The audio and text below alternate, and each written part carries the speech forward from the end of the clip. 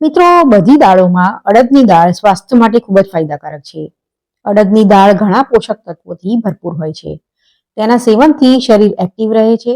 અડદની દાળમાં vitamin B, calcium, magnesium, potassium, protein, carbohydrate, ચરબી, આયર્ન અને ફોલિક એસિડ જેવા તત્વો ભરપૂર માત્રામાં મળી આવે છે.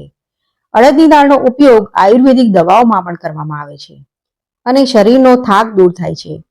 અડદની દાળ શરીરના કોલેસ્ટ્રોલને ઘટાડવામાં ફાયદાકારક છે. અડદની દાળના સેવનથી પાચન તંત્રને સ્વસ્થ રાખવાની સાથે હૃદય પણ સ્વસ્થ રહે છે. અડદની દાળના સેવનથી બ્લડ શુગર કંટ્રોલ થઈ શકે છે.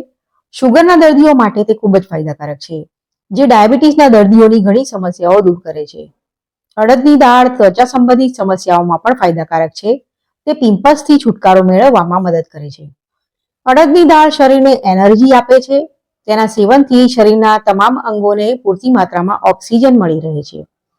અડદની દાળ પેટ સંબંધિત સમસ્યાઓ જેવી કે કબજિયાત, ગેસ, એસિડિટીથી રાહત આપે છે. તેના સેવનથી શરીરના ઝેરી તત્વો સરળતાથી બહાર નીકળી જાય છે અને શરીર સ્વસ્થ રહે છે. કાળા ફોતરાવાળી અડદની દાળની તાસીર ઠંડી હોય છે અને અનેક પ્રકારની બીમારીઓ માટે લાભદાયક હોય છે.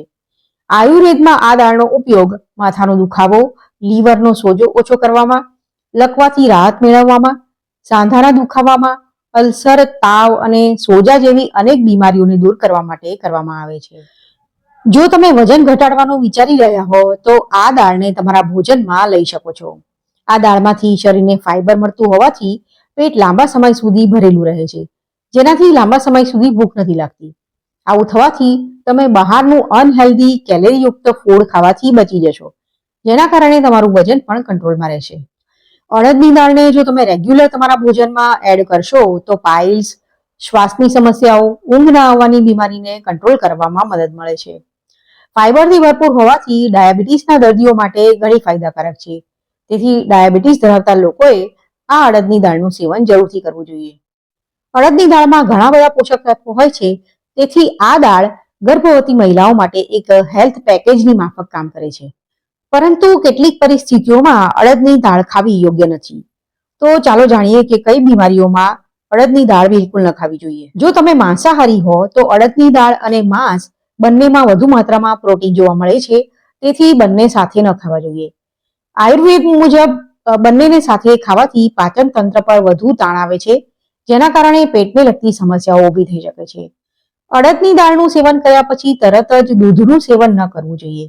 આના કારણે પેટમાં ગેસ થાય છે અને પાચન તંત્ર પર વધુ તાણ રહે છે, જેના કારણે પેટને લગતી સમસ્યાઓ થઈ શકે છે.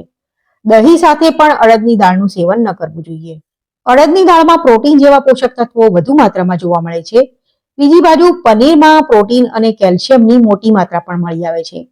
આ સિવાય ફોસ્ફરસ, ઝીંક, વિટામિન એ, રાઇબોફ્લેવિન અને વિટામિન B12 જેવા પોષક તત્વો પણ જોવા મળે છે. આવી સ્થિતિમાં બંનેનું વધુ માત્રામાં સેવન કરવાથી પાચનની સમસ્યા થઈ શકે છે. ઘણા લોકો કેટલીક નવી વાનગીઓ બનાવવા માટે અડદની દાળમાં ઈંડાનો ઉપયોગ કરે છે. બંનેનું એક સાથે સેવન કરવાથી ફૂડ પોઈઝનિંગ થઈ શકે છે. તેનાથી ઉલટી, ઝાડા અને પેટમાં દુખાવો થઈ શકે છે. કાળા ફોતરાવાળી અડદની દાળનું વધુ સેવન કરવાથી બ્લડમાં યુરિક એસિડ વધવાનું જોખમ રહે છે. યુરિક એસિડ વધવાના કારણે કિડનીમાં કેલ્સિફિકેશન સ્ટોન બની શકે છે. જે લોકોને શરીરમાં કોઈ પણ પ્રકારની ગાંઠ હોય તેમને પણ અડદની દાળનું સેવન કરવાની ના પાડવામાં આવે છે. આ દાળનું સેવન કરવાથી ગઠિયાની સમસ્યામાં વધારો થઈ શકે છે. અડદની દાળનું વધુ સેવન કરવાથી પિત્ત કે ગાઉટ થવાનું જોખમ રહે છે.